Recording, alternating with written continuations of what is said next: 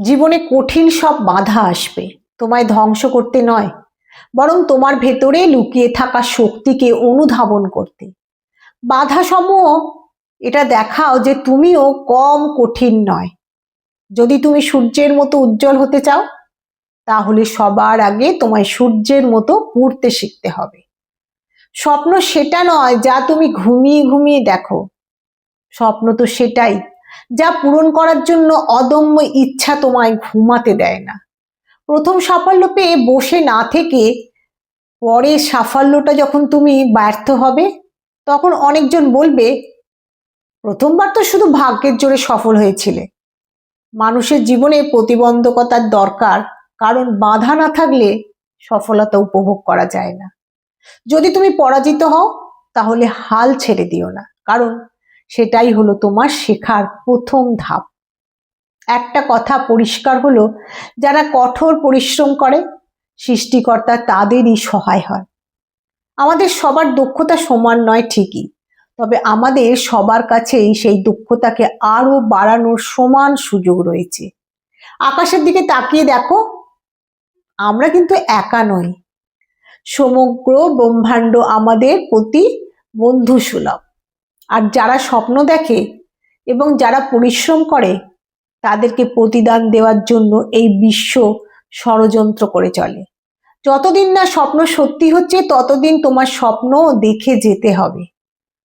যদি তুমি তোমার কাজে স্যালুট করো, তাহলে তোমার আর কাউকে স্যালুট করতে হবে না।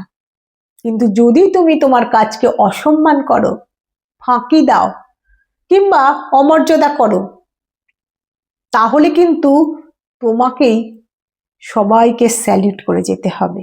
জীবন আর সময় হলো পৃথিবীর সবচেয়ে শ্রেষ্ঠ শিক্ষক। জীবন শেখায় সময়কে ভালোভাবে ব্যবহার করতে, আর সময় শেখায় জীবনের মূল্য দিতে। যুব সমাজকে চাকরি প্রার্থী হওয়ার বদলে চাকরিদাতা হওয়ার প্রয়োজন। যে অন্যদের জানে সে শিক্ষিত, কিন্তু যে জ্ঞানী তো সে তো সেই ব্যক্তি যে নিজেকে জানে, কারণ জ্ঞান ছাড়া শিক্ষার কোনো কাজে আসে না। যারা হৃদয় দিয়ে কাজ করতে পারে না, তাদের সাফল্য অর্জন আনন্দহীন ও আকর্ষণহীন।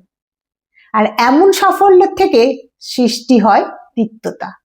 সফলতার গল্পে কেবল একটি বার্তা থাকে, কিন্তু ব্যর্থতার গল্পে থাকে সফল হওয়ার উপায়। নিজের লক্ষ্যে সফল হওয়ার জন্য নিজের লক্ষ্যের প্রতি নিষ্ঠাবান হতে হবে। আমাদের কখনোই হাল ছেড়ে দেওয়া উচিত নয়, বরং সর্বদা কোনো বাধা যাতে আমাদের পরাজিত করতে না পারে, তার জন্য প্রস্তুত থাকা উচিত। যদি আমার মধ্যে সফল হওয়া যথেষ্ট মনে জোর থাকে, তাহলে ব্যর্থতা আমাকে টপকে যেতে পারবে না।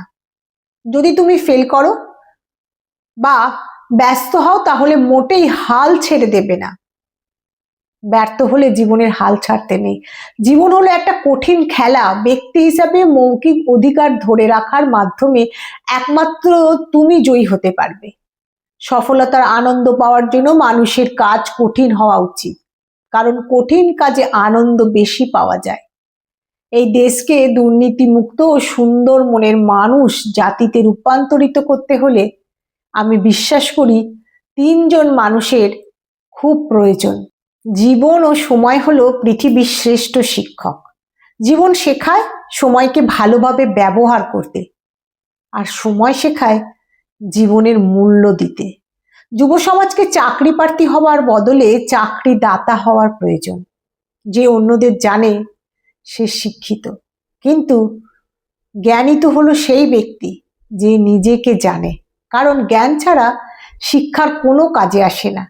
যারা হৃদয় দিয়ে কাজ করতে পারে না, তাদের সাফল্য অর্জন আনন্দহীন ও আকর্ষণহীন। আর এমন সাফল্যের থেকে সৃষ্টি হয় তিক্ততা। সফলতার গল্পে কেবল একটি বার্তা থাকে, কিন্তু ব্যর্থতার গল্পে থাকে সফল হওয়ার অনেক উপায়। নিজের লক্ষ্যে সফল হওয়ার জন্য নিজের লক্ষ্যের প্রতি নিষ্ঠাবান হতে হবে। তোমাদের কখনোই হাল ছেড়ে দেওয়া উচিত নয়, বরং সর্বদা কোনো বাধা যাতে তোমাদের পরাজিত করতে না পারে, তার জন্য প্রস্তুত থাকা উচিত। যদি তুমি ফেল করো বা ব্যর্থ হও, তাহলে মোটেই হাল ছেড়ে দেবে না। জীবন হলো একটা কঠিন খেলা। ব্যক্তি হিসাবে মৌলিক অধিকার ধরে রাখার মাধ্যমে একমাত্র তুমি জয়ী হতে পারবে। সফলতার আনন্দ পাওয়ার জন্য মানুষের কাজ কঠিন হওয়া উচিত, কারণ কঠিন কাজে আনন্দ বেশি পাওয়া যায়। এই দেশকে দুর্নীতিমুক্ত এবং সুন্দর মনের মানুষ জাতিতে রূপান্তরিত করতে হলে আমি বিশ্বাস করি তিনজন মানুষের ভূমিকা সবচেয়ে বেশি থাকে। ওই তিনজন মানুষ হলেন মা, বাবা আর শিক্ষক।